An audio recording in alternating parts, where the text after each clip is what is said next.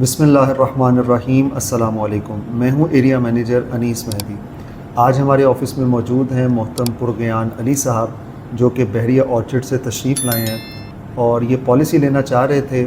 ان کو میں نے ایک پالیسی آفر کی ہے جس کا نام ہے endowment assurance by optional maturity. اس پلان کے فیچرز میں اس ویڈیو میں بتانا چاہوں گا کہ یہ انڈومنٹ ٹائپ کا ہی پلان ہے جس میں طے شدہ وقت پہ آپ کو رقم مل سکتی ہے، لیکن یہ اس سے تھوڑا ایڈوانس ہے۔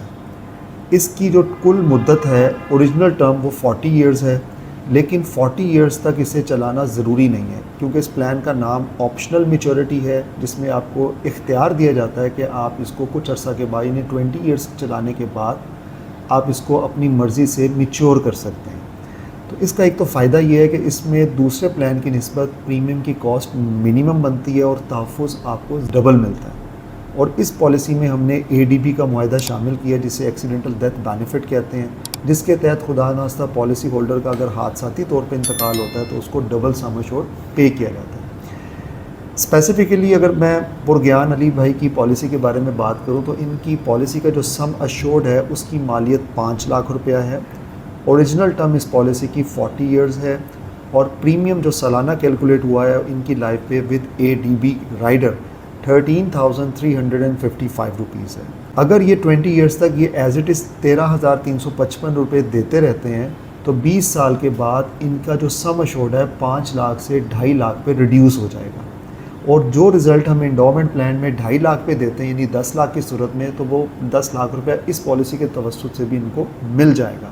لیکن خاص مقصد اس پالیسی کو لینے کا یہ ہے کہ 20 ایئرز کے بعد اگر یہ ضرورت محسوس کریں ایز پر نیڈ اس پالیسی کو آگے پرولونگ کر سکتے ہیں، مزید چلا سکتے ہیں، یا پارشلی جتنی رقم ان کو ضرورت ہے وہ رقم حاصل کر سکتے ہیں۔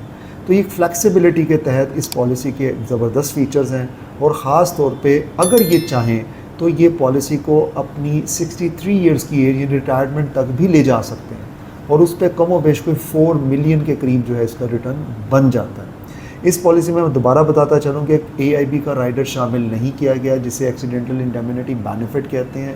اگر وہ رائڈر شامل کیا جاتا تو اس کی کاسٹ کیا ہو جانی تھی وہ بھی میں بتا دیتا ہوں۔ تو اس کی کاسٹ 14,730 روپے ہو جانی تھی، کیونکہ ہم نے وہ رائڈر ایڈ نہیں کیا، اور اس رائڈر کی فیچر میں یہ چیز شامل ہے کہ کسی بھی حادثے کی صورت میں اگر کوئی انجری ہوتی ہے، کوئی بیڈ ریسٹ پہ جانا پڑتا ہے، کوئی پارشل یا کوئی کہہ سکتے ہیں کہ پرماننٹ ڈسیبلٹی ہوتی ہے تو اس میں تحفظات دیے جاتے ہیں۔ لیکن ان کی پالیسی میں ہم نے ADB کو شامل کیا ہے جس کی کاسٹ صرف اور صرف یہ پے کر رہے ہیں 625 روپے، جس کے تحت 13,355 روپے پریمیم بنتا ہے۔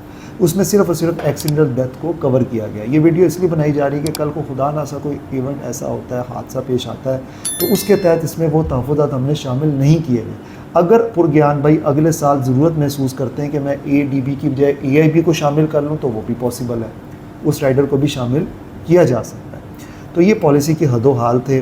اب میں گزارش کروں گا جناب پرگیان صاحب سے کہ اس پالیسی کے حساب سے یا حوالے سے اگر کچھ آپ سمجھتے ہیں بات کرنا یا پوچھنا چاہتے ہیں تو پوچھ سکتے ہیں۔ میرا یہ سوال ہے کہ اگر ہم پالیسی کے دوران اس کی رقم کو اگر ہم بڑھانا چاہیں، یعنی کہ ابھی آپ نے مجھے بتایا کہ میں 13,355 روپے جو میں نے پے کرنے ہیں، فرض کریں اگر میں کچھ سال بعد میں اگر اس میں 13 کے بجائے 15,000 یا 20,000 پے کرنا چاہ رہا ہوں تو کیا وہ کر سکتا ہوں؟ جی دیکھیں، ود ان 5 ایئرز آپ پالیسی کو انہانس کر سکتے ہیں اگر اسی پالیسی کو کرنا چاہتے ہیں۔ ٹھیک ہے۔ اس کا طریقہ کار یہ ہوتا ہے کہ جو آپ کی ڈیو ڈیٹ ہوتی ہے اس سے پہلے آپ کو ریکویسٹ دینا ہوتی ہے کہ میرا سم ایشورڈ 5 لاکھ تھا، میں اس کو 5 لاکھ سے 6 لاکھ پہ کرنا چاہتا ہوں، تو آٹومیٹکلی آپ کا پریمیم اس کے حساب سے انکریز ہو جاتا ہے۔ لیکن اسٹیٹ لائف کا سسٹم کیونکہ بونسز والا ہے، کیونکہ ہر سال پالیسی میں بونسز ایڈ ہوتے ہیں، تو اگر آپ پچھلے سالوں کے بھی حساب کتاب کو ساتھ لے کے چلنا چاہتے ہیں تو آپ کو پچھلا ڈفرینس بھی پے کرنا ہوگا ود لیٹ فیس۔ ٹھیک ہے۔ اور میں نے یہ دیکھا ہے کہ جب آپ پچھلے سالوں کی لیٹ فیس پے کرتے ہیں اور پچھلے سالوں کا ڈفرینس پے کرتے ہیں تو آپ کو اکٹھی ایک رقم جمع کروانی پڑتی ہے۔ اس سے بہتر یہ ہے کہ آپ ایک نیا پلان سائن اپ کر لیں۔ بہتر۔ ٹھیک ہے، وہ نیا پلان کیونکہ آپ ہی کا ہوگا، آپ کے CNIC پہ ہی دونوں پالیسیز ایشو ہوں گی، تو اس کے دونوں بینیفٹ جو ہے نا وہ آپ کو ہی ملیں گے۔ جی بہتر، بہت شکریہ۔ تو آج میں بتاتا چلوں جی 15 جون ہے، بروز ہفتہ، اور پرگیان صاحب آج ایک پالیسی سائن اپ کر رہے ہیں جس کے تحت یہ 13,355 روپے آپ دیں گے، کیش اور چیک؟ میں ابھی کیش دیں گے، اور انشاءاللہ ان کی پالیسی جو رائٹ ہو جائے گی وہ آفٹر عید الاضحیٰ جو ہے وہ پالیسی ان کی ہو جائے گی۔ ان کو SMS آ جائے گا اسٹیٹ لائف کی طرف سے اور میں ایک شیٹ ان سے شیئر کروں گا ایز اے پروف ریڈنگ، اس پہ وہ دیکھ سکیں گے، اپنے جو پارٹیکولرز ہیں اس کی اسپیلنگ وغیرہ چیک کر لیں گے، پھر اس کے اکارڈنگلی ان کی پالیسی کی فائل جو ہے وہ بننے چلی جائے گی، اور نیکسٹ منتھ تک ان کی فائل بھی ان کو ڈیلیور کر دی جائے گی. اور فائل کو انہوں نے احتیاط سے سنبھال کے رکھنا اپنے پاس، اور کیونکہ اس پہ لیگل اس کی حیثیت ہوتی ہے، اس کے اوپر گورنمنٹ کے ریونیو اسٹیمپس بھی لگے ہوتے ہیں. تو آپ ایسے سمجھ لیں جیسے آپ کی پراپرٹی کے پیپرز ہوتے ہیں، اس کو آپ نے اسی طرح سنبھال کے رکھنا ہے. جی. اور انشاءاللہ میچورٹی کے وقت آپ کلیم کریں گے اور آپ کو میچورٹی کی اماؤنٹ مل جائے گی. اور خدا ناخواستہ قبل اس وقت اگر ڈیتھ ہو جاتی ہے تو جن کا نام آپ نے بطور وارث اس میں لکھوایا ہے وہ اس صورت میں ڈیتھ کلیم حاصل کر سکتے ہیں. میرا ایک اور سوال ہے کہ جی.